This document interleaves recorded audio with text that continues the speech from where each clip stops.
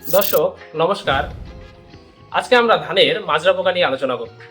এই মাজরা পোকা কি, এটি দেখতে কেমন, এর নাম কেন মাজরা পোকা হয়েছে এবং এটি কোন ওষুধে স্প্রে করলে আমরা এটি পুরোপুরিভাবে নির্মূল হবে, এই সব বিষয়ে কিন্তু আজকে আমরা আলোচনা করব।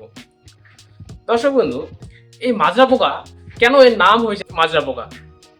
এই মাজরা পোকার নাম হওয়ার কারণ হচ্ছে এটি ধানের মাঝ বরাবর কেটে দেয়, অর্থাৎ ধানের শীষগুলো মাঝ বরাবর কেটে দেয় বলেই এর নাম কিন্তু মাজরা পোকা।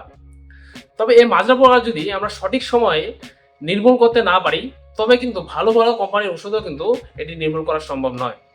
এর জন্য আমাদের সঠিক লক্ষণ বা শুরুতে এই আক্রমণটিকে আমাদের ধরতে হবে। শুরুতে আমরা এই আক্রমণ কি করে বুঝতে পারবো? দর্শকবিন্দু, ধান গাছে দেখবেন শুরুতে প্রজাপতির মতো কিছু পোকা উঠতে দেখা যায়। এই প্রজাপতিগুলি কিন্তু শুরুর দিকে মাজরা পোকার প্রথম লক্ষণ। এর পরবর্তীতে দেখবেন পাতাটি উল্টে দিলে তার নিচে এক গুচ্ছ ডিম দেখা যায়। এই ডিমগুলোই পরবর্তীতে বড় হয়ে কিন্তু মাজরা পোকা রূপান্তরিত হয়। এরপরে এই মাজরা পোকাগুলি ধীরে ধীরে নিচে চলে আসে এবং কাণ্ডটিকে ছিদ্র করে এবং ভিতরে প্রবেশ করে। ভিতরে প্রবেশ করার পর এবং ধানের শীষটিকে মাঝখান থেকে কিন্তু কেটে দেয়। এই কেটে দেওয়ার ফলে কিন্তু সমস্ত সৃষ্টি উপর দিক থেকে কিন্তু শুকিয়ে যায়।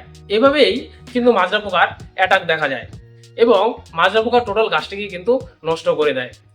এই মাজরা পোকার যদি অ্যাটাক হয়, সমস্ত ধানের কিন্তু ক্ষতি হয়ে যাবে এবং ধান গাছে গ্রোথও কমে যাবে এবং ধানের ফলনও কিন্তু জমিতে অর্ধেক পরিমাণে কিন্তু হয়ে যাবে। দর্শক বিন্দু, এই মাজরা পোকাটি দেখতে অনেকটা লেদা পোকার মতো দেখতে হবে এবং ধানের সৃষ্টি যখন আপনারা টেনে উপরে তুলবেন, তার নিচে কিন্তু এই পোকাটি থাকবে। এবার দর্শক, এই পোকাটি আমরা কোন ওষুধে নির্মূল করতে পারবো বা কোন ওষুধ আমরা ব্যবহার করব যাতে এই মাজরা পোকা সমস্তভাবে কিন্তু নির্মূল হয়ে যায়?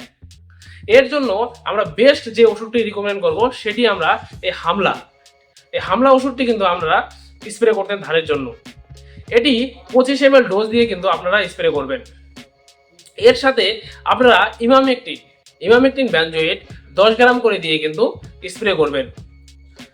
এই হামলার ডোজ হচ্ছে 25 ml পার 16 লিটার জলে, তার সাথে ইমামেকটিন বেনজোয়েট 10 গ্রাম প্রতি 16 লিটার জলে দিয়ে কিন্তু স্প্রে করতে হবে। এই হামলার কেমিক্যাল কম্পোজিশন হচ্ছে ক্লোরোপাইরিফস 50% এবং সাইপারমেথ্রিন কিন্তু এর মধ্যে আছে। এই দুটি কম্পোজিশনের ওষুধ কিন্তু দুর্দান্তভাবে কাজ করে মাজরা পোকার জন্য। এটি কিন্তু গুরুত্বপূর্ণ ভূমিকা পালন করে। এছাড়াও আমরা এই কেমিক্যাল কম্পোজিশনের হামলা ছাড়াও এবং অ্যাকশন 505 যে কোনো কোম্পানির কিন্তু এই কেমিক্যাল কম্পোজিশন আমরা ইউজ করতে পারি। দর্শকবৃন্দ, এছাড়াও আমরা এফএমসি কোম্পানির কোরাজিন টেকনিক্যালের বা কোরাজিন আমরা কিন্তু মাজরা পোকার জন্য স্প্রে করতে পারি। কোরাজিনও কিন্তু মাজরা পোকার জন্য বেস্ট ওষুধ হিসাবে কাজ করে। দর্শকবৃন্দ, এটি আমরা সিলিকনযুক্ত যে কোনো স্টিকারের সাথে যদি ব্যবহার করি, তবে কিন্তু এটির রেজাল্ট আরও বেশি পাওয়া যাবে। দর্শক, আমরা প্রতিটি ভিডিওতেই বলি কিছু সাবধানতা কিন্তু আপনাদের এই ওষুধগুলি স্প্রে করার সময় লক্ষ্য রাখতে হবে। এই ওষুধগুলি যদি আমরা বিকালের দিকে বা মর্নিংয়ে সকালের দিকে যদি স্প্রে করি, এর রেজাল্টটা কিন্তু আরও বেশি পাওয়া যাবে। এর অন্যতম কারণ হচ্ছে সকালবেলা এই পোকাগুলি কিন্তু খাবার খেতে বাইরে বেরিয়ে আসে এবং সকালের দিকে কিন্তু পোকাগুলি উপরের দিকে দেখা যায়।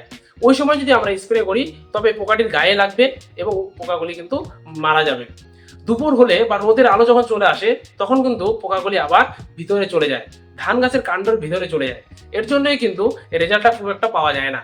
তেমনি বিকালের দিকেও যদি আমরা স্প্রে করি, বিকালের দিকেও কিন্তু এই গাছগুলি সতেজ থাকে এবং পোকাগুলি উপরের দিকে কিন্তু চলে আসে।